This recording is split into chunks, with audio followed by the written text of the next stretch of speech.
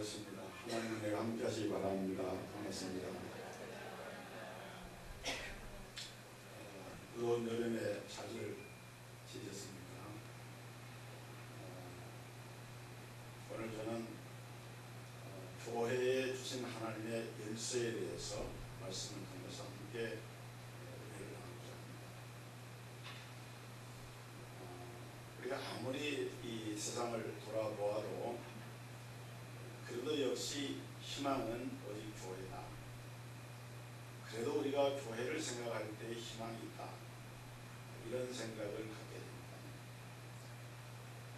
교회가 많은 문제가 있고 때로는 사회에서 비난을 당하거나 지탄을 당하는 그런 경우도 있지만 사실은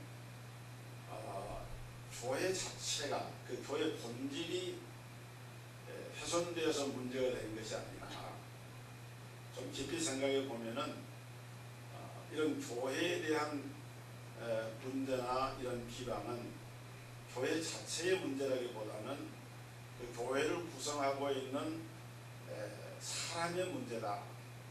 이렇게 구분해서 우리가 생각할 필요가 있습니다.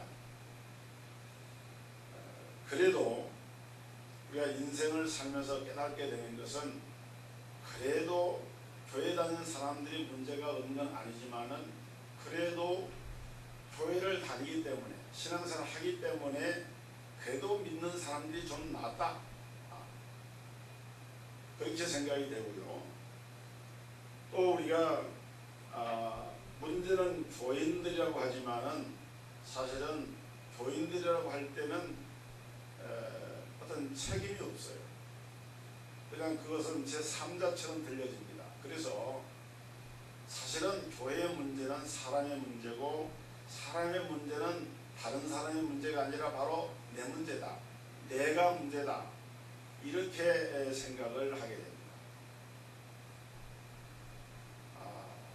그러면 여러분 교회의 문제는 언제나 교회의 본질에서 나온 문제가 아니라 교회가 가지고 있는 제도라든지 분위기라든지 이런 것에서 나오는 문제로 볼 수가 있습니다. 그럼 우리가 이런 질문을 할 수가 있죠. 만일 교회 다니는 사람이 문제가 있다면 그러면 교회는 문제 없는 사람만 다녀야 되는가? 과연 그럴까요? 문제가 있기 때문에 약점이 있기 때문에 불완전하기 때문에 우리가 교회에 나아가서 신앙생활을 하면서 하나님의 말씀으로 훈련을 받고 성령의 감동으로 은혜를 받아서 변화가 되고 새로워져서 하나님 보시기에 합당하고 또 세상 사람들 앞에도 아름다운 그런 신앙과 인격으로 만들어져 가는 것이 교회다. 그렇기 때문에 우리가 교회가 문제가 있다고 하지만은 그럼에도 불구하고 우리는 교회를 사랑하고 교회를 존귀히 여기고 그래도 우리가 교회에다가 소망을 둬야 하는 이유가 바로 여기에 있다. 이렇게 정리를 할 수가 있습니다. 그래서 저는 누군가가 저에게 교회 문제를 지적을 하면은 일단 그것을 수긍을 합니다. 맞아요. 교회가 문제가 많습니다. 그러면서 속으로는 이렇게 말합니다. 근데 사실은 교회가 문제가 있는 것이 아니라 교회 다니는 사람이 문제가 있는 것이고 그러니까 이 사람이 교회를 다니는 것입니다. 그리고 그렇기 때문에 우리는 교회를 더 사랑합니다. 역설적으로 그렇게 속으로 대답을 합니다. 여러분 우리 인간이 모인 현실교회는 문제가 있을 수밖에 없어요. 이것을 먼저 우리가 솔직하게 인정할 필요가 있습니다. 그렇기 때문에 또 교회를 포기하는 것이 아니라 오히려 더 좋은 교회가 될 수 있도록 원래 하나님이 예수 그리스도를 통해서 세우신 교회의 그 본질적인 교회상을 이루도록 하기 위해서 우리가 그것을 사모하고 또 그렇게 되도록 노력해야 하는 이유가 바로 여기에 있는 것입니다. 예수님께서 바로 그 교회를 세우셨습니다. 그 장소는 이스라엘의 가이사야 빌립보라고 하는 지방이었습니다. 멀리 헐머산이 바라다 보이는 이 산의 중턱에서 예수님께서는 제자들을 향해서 이렇게 물었습니다. 사람들이 인자를 가리켜서 누구라고 하느냐? 예수님 자신을 가리켜서 누구라고 하느냐? 이렇게 물었어요. 그때 제자들이 대답을 합니다. 더러는 세례 요한이라고 합니다. 더러는 엘리야라고 합니다. 더러는 에레미야나 선지자 중에 하나라고 합니다. 그래, 그러면 너희는 나를 누구라고 하느냐? 그때 베드로가 나서서 말하기를 주는 그리스도시요 살아계신 하나님의 아들이십니다. 바요나 시몬아 네가 복이 있도다. 이를 내게 알게 하면 내 혈육이 아니라 하늘에 계신 내 아버지시니라. 내가 이 반석 위에 내 교회를 세우리니 음부의 권세가 이기지 못하리라. 그리고 주님이 말씀하기를 내가 천국 열쇠를 내게 주리니 네가 땅에서 무엇이든지 매면 그대로 매일 것이요 땅에서 무엇이든지 풀면 그대로 풀리리라. 예수님께서 하나님의 교회를 향해서 천국 열쇠를 주셨다. 이 천국 열쇠라고 하는 말이 여기 보면 나옵니다. 여러분, 이 열쇠는 문을 여는 도구입니다. 따라서 천국 열쇠는 천국을 여는 열쇠입니다. 열쇠가 없으면 문을 열 수가 없습니다. 요즘은 이 문을 여는 그 열쇠가 다양해져 가지고 금속으로 된 전통적인 것이 있는가 하면은 요즘은 카드키도 있고 또 번호키도 있고 이 다양하게 이제 그 열쇠를 이렇게 여는 자물쇠를 여는 열쇠가 이게 발달했습니다.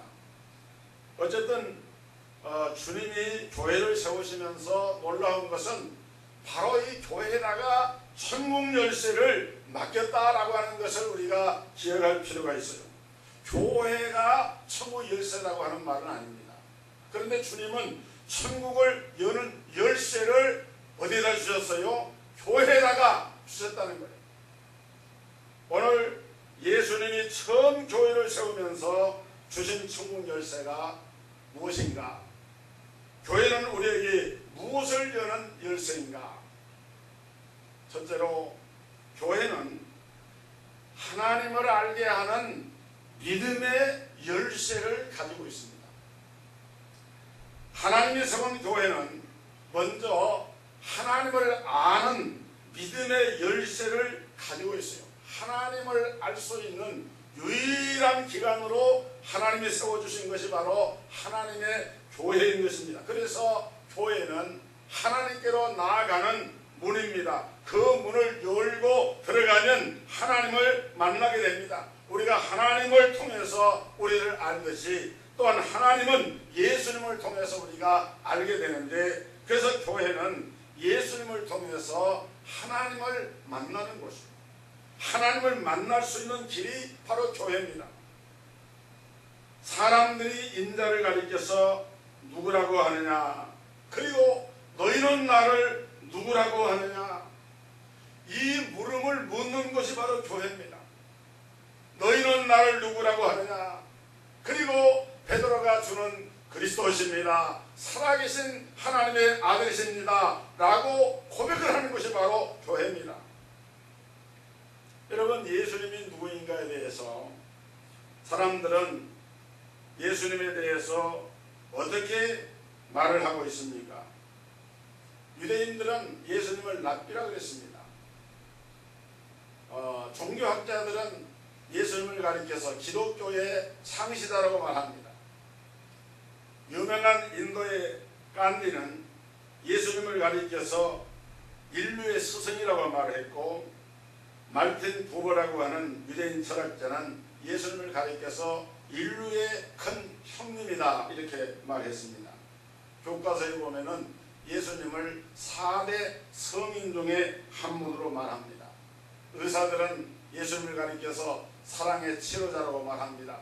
역사가들은 예수님을 가리켜서 유대의 법정에서 십자가에 못 박혀 죽은 죄인이라고 규정을 합니다. 여러분, 예수님은 오늘 우리에게 과연 누구입니까? 우리가 교회에 올 때마다 우리 자신을 향해서 물어야 할 질문이 있는데 그것이 바로 이 질문입니다. 나에게 있어서 예수님은 누구인가? 오늘 말씀 끝째로 보면은 예수가 그리스도인 것을 아무에게도 말하지 말라. 아직은 그때가 이르지 아니했기 때문에 예수님이 그렇게 말씀했지만은 오늘 우리는 예수 믿는 우리 성도들은 항상 하나님 앞에서 이 질문을 하고 이 질문에 대한 답을 고백을 주님 앞에 드려야 됩니다. 너희는 나를 누구라고 하느냐? 주는 그리스도시요 살아계신 하나님의 아들심을 믿는 이 믿음이 바로 하나님을 아는 믿음이고, 이 하나님을 아는 믿음을 가르쳐주는 것이 바로 하나님의 교회라는 말씀입니다. 여러분, 예수님은 여기 18절에서 내가 이 반석 위에 내 교회를 세우리니 그랬습니다. 여러분, 동석교회가 누구 교회입니까? 예수님의 교회입니다. 지상에 있는 모든 지역 교회들이 누구의 교회입니까? 예수님의 교회입니다. 장로교, 감리교, 성결교, 교파의 교회가 아니고 교단의 교회가 아니라 예수를 그리스도로 믿고 고백하는 모든 교회들은 누구의 교회예요? 주님의 교회입니다. 할렐루야. 주님의 교회, 예수님의 교회입니다. 예수님이 주인이시고 예수님이 믿음의 대상이시고 예수님이 예배와 경배를 받으시는 그러한 거룩한 교회가 바로 주님이 세우신 주님의 교회. 이것을 우리가 잊어버리면은 교회는 단순히 사람이 모이는 단체가 될 뿐이고 하나의 건물이 될 뿐입니다. 이 사실을 깨우쳐서 우리 마음속에 항상 우리가 간직하게 되는 이유는 그렇지 않으면 우리가 신앙의 본질에서 벗어나기 때문입니다. 어떤 목사님이 하나님의 소명을 받고 베트남에 들어가서 선교사로서 5년 동안 사역을 했습니다. 그런데 이 선교사님이 5년간 사역을 하면서 무슨 이게 드러날 만한 열매도 없고 자기는 굉장히 힘을 들여서 애를 쓰면서 복음을 전하고 선교 활동을 펼쳤는데 너무너무 이제 힘이 들어서 귀국을 했습니다. 귀국을 해가지고 기도원에 들어가서 하나님 앞에 금식을 하면서 기도를 하는 거예요. 하나님, 제가 베트남에서 선교 사역을 이렇게 하는데 정말 너무 힘이 듭니다. 그리고 무엇보다 중요한 것은 내가 베트남 사람들을 사랑하는 마음이 내 마음에서 일어나지를 않고 있습니다. 정말 그들의 영혼을 사랑하고 그들을 사랑하는 마음을 가지고 나가서 사역을 해야 되는데 내 마음속에 그렇게 그 영혼들을 사랑하는 마음이 식어져 버렸습니다. 이제 하나님, 나는 도저히 이런 상태로는 이 사역을 계속할 수가 없습니다. 이제 나는 사역을 접고 이 사역을 여기서 끝을 내려고 합니다. 그런데 그때 이 선교사님 마음속에 하나님께서 영적으로 감동을 주시는데 어떤 말씀을 하는가 하면은, 사랑하는 아들아, 네가 베트남에 간 것은 네가 그들을 사랑하거나 사랑하지 않기 때문이 아니라 내가 그들을 사랑하기 때문이다. 누가 사랑해요? 선교사님이 베트남 사람들을 사랑하느냐 사랑하지 않느냐 그게 중요한 것이 아니고 내가 하나님이 주님이 그들을 사랑하기 때문이다 하는 것을 기도를 하는 가운데 이 선교사님 마음속에 성령의 감동을 통해서 그런 깨달음을 줬습니다. 네가 사랑하는 것이 아니라 내가 그들을 사랑하기 때문이다. 그 말씀을 마음속에 와 닿는 그 말씀을 듣고 이 선교사님이 한참 동안 말을 잃었다. 선교사로서 내가 베트남 사람들을 사랑하지 않으면 선교가 다 끝나는 줄 알았는데, 근데 그것이 아니라 내가 사랑하는 여부와 상관이 없이, 사랑하느냐 사랑하지 않느냐 여부와 상관이 없이 하나님은 그럼에도 불구하고 베트남에 있는 영혼들을 사랑하신다 라고 하는 깨달음이 와지면서 이 선교사는 그 자리에서 무릎을 꿇었습니다. 그리고 눈물로 회개하고 베트남으로 다시 돌아갔습니다. 아, 그렇구나. 목회도 선교도 하나님의 일도 나 때문에 내가 기준이 되어서 하는 것이 아니라 그것이 바로 하나님 때문에 하는 일이로구나 하는 것을 깨닫게 됐다는 거예요.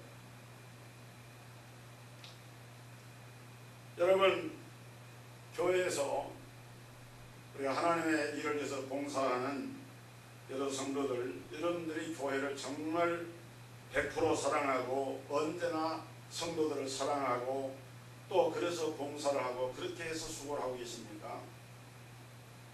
그렇지 않다는 것을 여러분도 알고 다른 사람도 알고 하나님도 잘 알고 계십니다. 여러분, 그렇다고 해서 우리가 봉사를 그만두겠습니까? 학생들을 지도하는 일을 그만두겠습니까? 여러분이 교회를 사랑해서 봉사하는 것이 아니라 하나님이 내 교회, 주님의 교회를 세우시면서 내가 피를 흘리고 내가 생명을 바쳐서 세운 이 교회라고 하는 하나님이 사랑하는 교회이기 때문에 내가 사랑하는 여부와 상관이 없이 우리는 하나님의 교회를 섬기면서 하나님 주신 사명을 감당을 하는 거예요. 사랑하는 성도 여러분, 교사 여러분, 재직 여러분, 오늘 여러분이 섬기고 있는 성도들이 정말 그렇게 사랑스럽습니까? 여러분이 지도하는 학생들이 정말 그렇게 사랑스럽습니까? 자기 자식도 아니에요. 자기 형제도 아닙니다. 어떻게 그렇게 늘 사랑할 수가 있겠어요? 그러나 내가 비록 그런 100% 사랑하는 그런 뜨거운 마음이 내 안에 없다 할지라도 그것이 하나님의 일을 하는 사역의 근거가 되는 것이 아니라 그들을 사랑하시는 하나님이 당신의 교회를 세우시고 당신의 교회를 위해서 몸을 버리시고 피를 흘리시는 것이 바로 하나님의 교회이기 때문에, 그렇기 때문에 우리는 그 주님의 사랑하는 교회를 위해서 섬기며 봉사하며 일할 수밖에 없다는 거예요.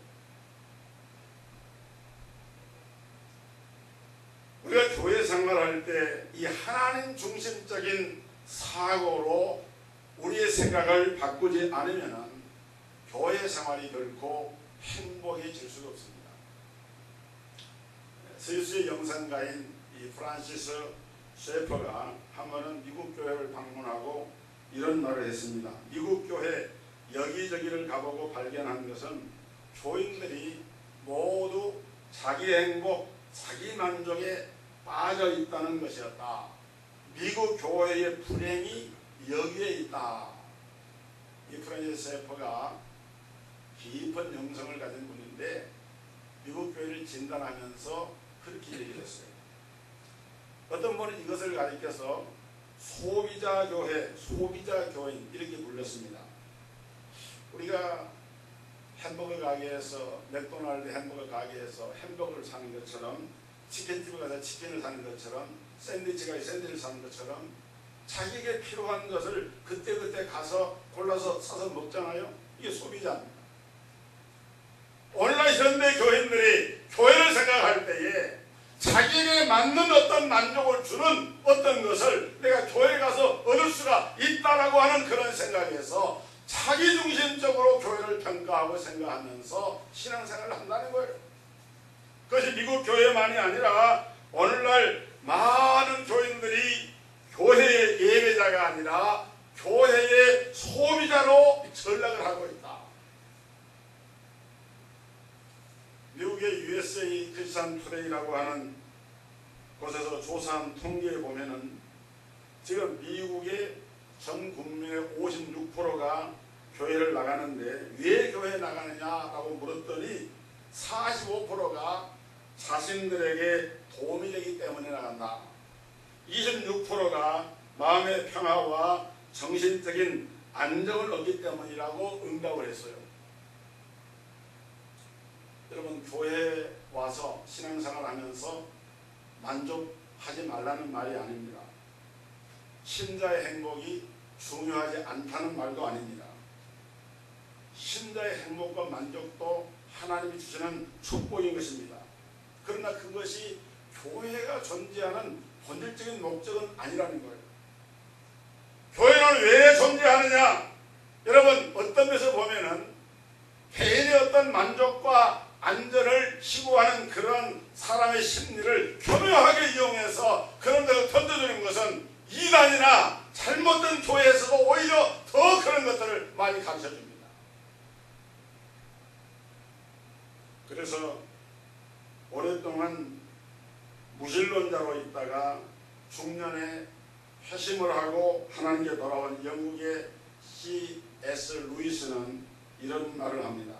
나는 행복해지려고 교회를 찾은 것이 아니다. 그런 행복은 와인 한 병으로 얻을 수 있음을 나는 알고 있다. 당신이 참으로 안락함을 느끼기 위해서 종교를 원한다면 나는 결코 기독교를 권하지 않겠다. 이 말은 무슨 말입니까? 우리가 신앙생활을 해야 하는 이유는 우리가 교회를 나와야 되는 근본적인 더 큰 목적이 있는데 그것은 바로 하나님입니다. 하나님을 바로 알고 하나님 안에 예수 안에서 하나님을 통해서 나를 알고 그리고 예수님을 통해서 이루어지는 하나님의 뜻과 계획을 알아서 그 하나님의 뜻과 계획에 담겨있는 인생의 근본적인 목적을 발견하고 나아가는 것, 이것을 가르쳐주는 것이 하나님의 교회인 거예요. 여러분, 오늘 하나님을 아는 것이 여러분의 인생의 목적이 되어지고 하나님을 통해서 기뻐하고 즐거워하는 것이 인생의 진정한 행복이 되어지는 이런 우리 동성 가족들이 되기를 주의 이름으로 축원합니다. 정말 우리 마음속에 하나님을 내 마음의 중심 속에 내 심령의 중심 속에 하나님이 나와 함께 하심에 대한 내가 하나님을 알고 믿는 것이 최고 세상의 기쁨이고 행복이다. 이런 믿음이 우리 안에 있을 때 이것이 바로 하나님이 교회에 주신 첫 번째 열쇠입니다. 두 번째는 교회는 사람을 사랑하는 사랑의 열쇠가 주어졌습니다. 교회는 하나님을 아는 믿음의 열쇠뿐만 아니라 사람을 사랑하는 사랑의 열쇠를 가진 것이 교회의 본질입니다. 여러분, 예수님이 활동하던 그 시대는 이 신분 사회가 뚜렷했어요. 얼마 전에 고위공직자 한 분이 일반 민중은 개와 돼지 같다, 그렇게 취급을 하면 된다, 그렇게 해서 결국은 그 사직을 당했죠. 그런데 예수님 당시에는 이 신분 사회가 되어져서 로마의 이 원로원, 로마 시민권자와 비시민권자, 그 다음에 이제 노예와 일반 시민들은 굉장히 이 신분상의 차이가 커가지고 하늘과 땅처럼 차이가 쳤습니다. 지금 우리 사회가 민주사회가 되어지고 우리 사회가 이런 신분제가 철폐돼서 우리가 그런 걸 전혀 느끼지 못하지만은 고대 사회에서 이 신분이 한번 종이 되고 한번 노예가 되면은 그 벗어날 수가 없습니다. 그래서 로마의 한 시인이 그런 노래를 했어요. 로마 사회에서 노새와 노예는 똑같은데 한 가지 다른 것은 노예는 말하는 노새라는 것이다. 그렇게 얘기했어요. 노새가 짐을 싣고 일을 하잖아요. 사람은 말만 할 줄 아는 것이지 그렇게 짐을 부리고 일하는 노새하고 다를 것이 없다. 그런 것이 고대의 신분 사회였습니다. 여러분, 유대 사회도 마찬가지였습니다. 유대 사회도 신분 사회이기 때문에 제사장과 백성은 높은 성전의 담벼락만큼이나 엄청난 이런 신분적인 차이가 있고, 부자와 가난한 사람은 서로 상종도 하지 않았습니다. 그런데 교회가 탄생하게 되니까 어떤 일이 벌어졌습니까? 모든 차별, 모든 신분적인 차이가 다 무너져 버렸습니다. 예수님을 당시 따르던 사람들 대부분은 신분이 낮았어요. 예를 들어서 우리가 잘 아는 베드로나 안드레, 요한, 야고보 같은 제자들은 갈릴리 바다의 어부 출신이었고, 마태나 삭개오 같은 사람은 세리 출신이었습니다. 사도 바울의 그 복음 사역에 협력했던 그 많은 사람들도요, 그 당시 사회 주류층에 어떤 지배계급이 있는 사람들이 아니라 상공인들이나 일반 사회 시민들이나 심지어는 오네시모 같은 노예나 이런 사람들이 주류가 돼서 이들이 그 교회를 구성하는 중요한 멤버들이 됩니다. 여러분, 인류 역사상 처음으로 이 교회에서 이 신분이 파괴되기 시작을 합니다. 여러분, 로마의 원로는 귀족들만 갖고요, 이스라엘의 회당은 이 유대인들만 갖습니다. 그렇지만 교회는 남녀노소, 빈부, 귀천 모든 신분을 철폐하고 누구나 다 들어가서 하나님을 만나고 하나님을 예배할 수 있는 것이 바로 하나님의 교회였습니다. 다시 말하면 하나님의 복음의 사랑, 십자가의 사랑에 의해서 모든 인간적인 이런 가로막는 제도나 이런 것들이 철폐되어져 버린 것이 하나님의 교회였습니다. 할렐루야. 여러분, 이것이 얼마나 놀라운지 모르겠어요. 바로 이것은 예배서 2장 16절에 또 십자가로 이 둘을 한 몸으로 하나님과 화목하게 하려 하십니다.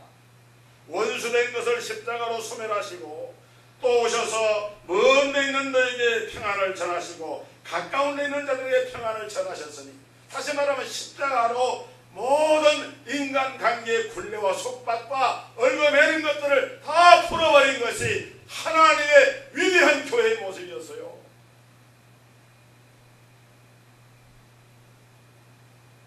우리 한국교회 초기에 고종의 시위를 했던 알렌 선교사가 있습니다. 알렌 의사죠.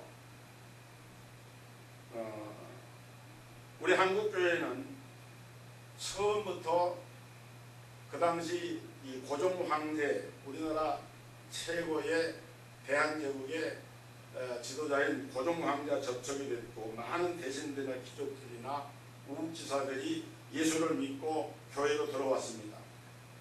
그러나 이보다 더 많은 사람들, 무수한 평민이나 서민들이나 천민들이 예수를 믿었습니다. 그 당시 백정은 상놈 중에 상놈이었습니다.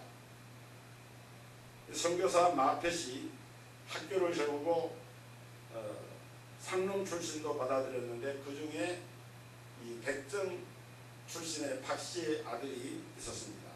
어느 날 이 박씨의 아들이 장기부스에 걸려가지고 죽음에 이르는 그런 상황이 됐는데, 마펫 선교사가 이 고종 황제의 시위와 절친한 자기 친구 에디슨 선교사에게 급히 연락을 해가지고 알렌 선교사로 하여금 그 박씨 아들을 장기부스 병을 고쳐가지고 죽으면서 살아나게 됩니다. 여러분, 양반과 이 상놈의 차이가 분명한 시대에 왕을 치료하는 시위가 백정의 아들의 장기부스 병을 치료하기 위해서 왕전으로 와서 병을 치료했다고 하는 그 자체가 지금 생각할 때는 아무것도 아닌 것 같지만은 그 당시 그 사회에서는 아주 파격적인 것이었어요. 있을 수 없는 일이 사실은 일어나게 된 거예요. 그래서 이 장기부스 고침받은 이 박군이 세브란스, 그때 시작된, 그때가 기록에 보면은 1895년 복음이 들어오기 딱 10년 됐을 때였는데, 이 백정의 아들이 나중에 세브란스 의학교를 들어가 가지고 1907년에 최초로 이 나라의 의사가 된 박동렬이라고 하는 의사가 있는데, 이 박동렬이라고 하는 의사가 그 백정의 아들이었어요. 이화여대 초대 총장을 지냈던 김한원 박사는 그 후처의 딸이었고요. 연세대학교의 총장을 지냈던 백낙준 박사는 그 무당의 아들이었습니다. 이런 사람들이 한국교회의 초기의 지도자로서 세워져서 하나님의 교회를 섬기는 아름다운 그런 전통이 세워집니다. 그뿐만이 아닙니다. 한국교회 최초의 목사 중 한 사람인 김창식 목사는 머슴 출신이었고 한국장로교회 총회장을 3번이나 지냈던 이정한 목사도 역시 머슴 출신이었습니다.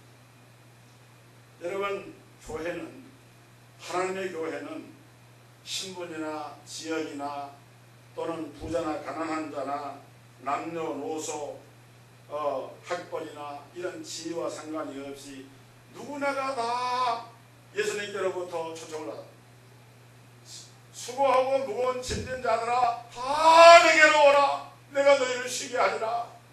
예수 안에서 차별받지 않고 예수 안에서 하나님의 놀라운 구원의 은총을 누구나 누릴 수 있는 사랑이 실현되어지는 것이 여러분 하나님의 교회인 줄 믿으시기를 바랍니다. 할렐루야. 놀라운 것이 하나님의 교회. 그래서 교회는 이 놀라운 사랑의 열쇠가 주어진 것이 바로 하나님의 교회라는 말씀. 그 다음에 세 번째로 교회는 세상을 변화시키는 희망의 열쇠를 가졌습니다. 여러분, 시대마다 이 교회는 희망을 여는 열쇠였습니다. 서양 문물을 처음 받아들이던 19세기 이 후반에는 이 개화의 물결이 서양 선교사들과 복음과 함께 이 땅에 들어오게 됩니다.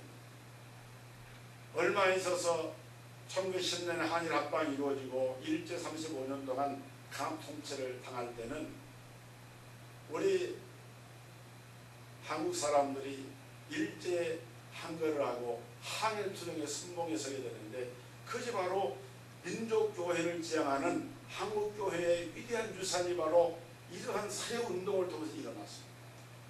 또 그때에 국채보상운동이라는 게 있었어요. 나라가 빚을 졌으니까 나라 빚을 갚아야 된다. 그럴 때 타란회라고 하는 것이 만들어져가지고 부녀자들 할머니들이 자기가 끼고 있는 반지를 다 꺼내가지고 그 국채를 그 나라 빚을 갚기 위해서 개인이 가지고 있는 금가락지, 은가락지, 은비자 이런 걸 가져다가 이걸 팔아가지고 국채 보상을 하면서 나라의 빚을 갚자.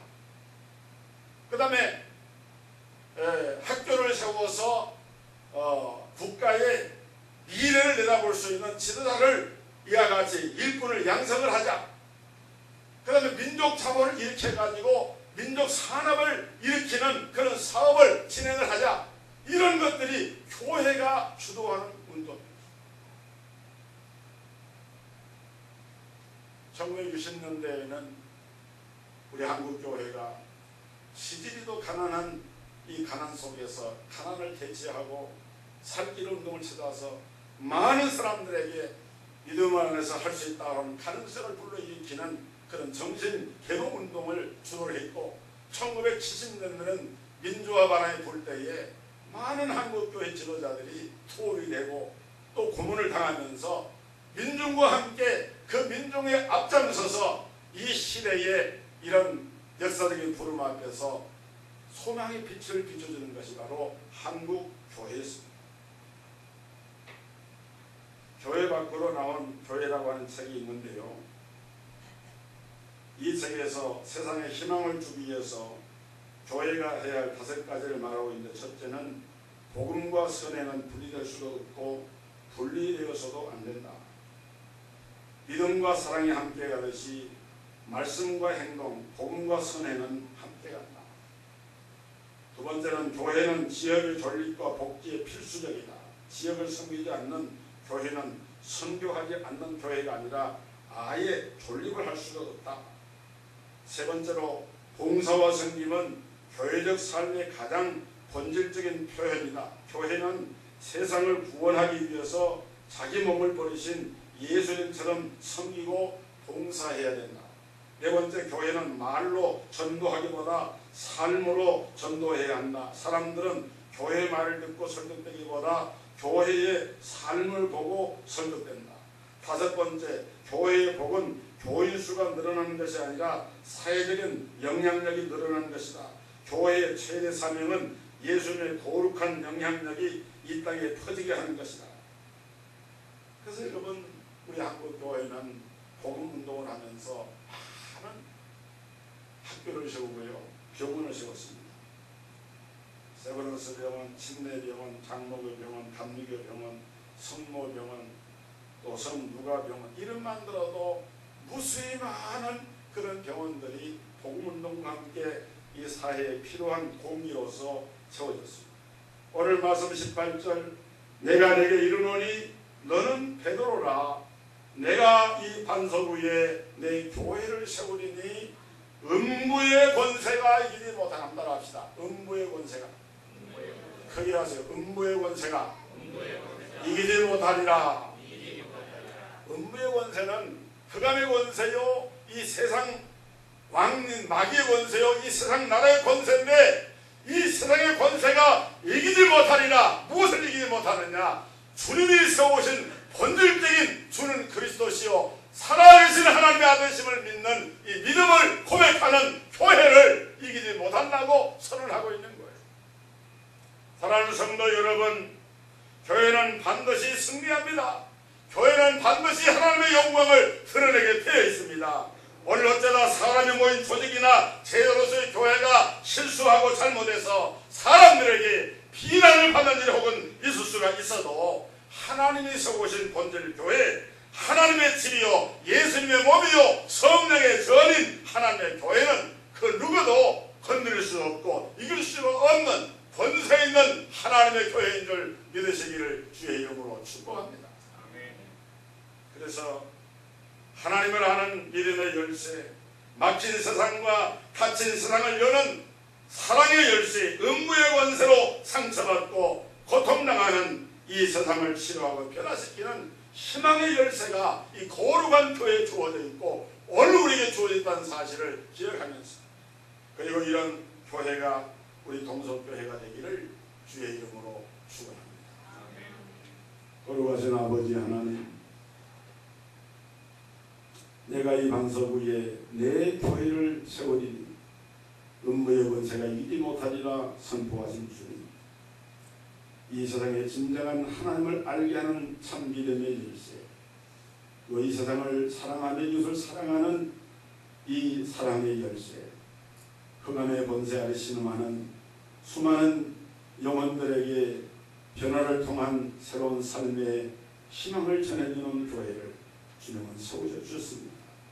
주여, 기도하고 원하는 것은 교회 본질을 잃지 아니하고 우리가 세상의 비방과 비난을 이제 더 이상 당하지 아니하고 정말 세상 앞에 하나님의 복음의 능력을 드러내는 우리 성도들 되게 하시고 우리 동석교회가 되게 하시고 우리 한국교회가 되게 하여 주옵소서. 예수 그리스도 이름으로 기도드리옵나이다.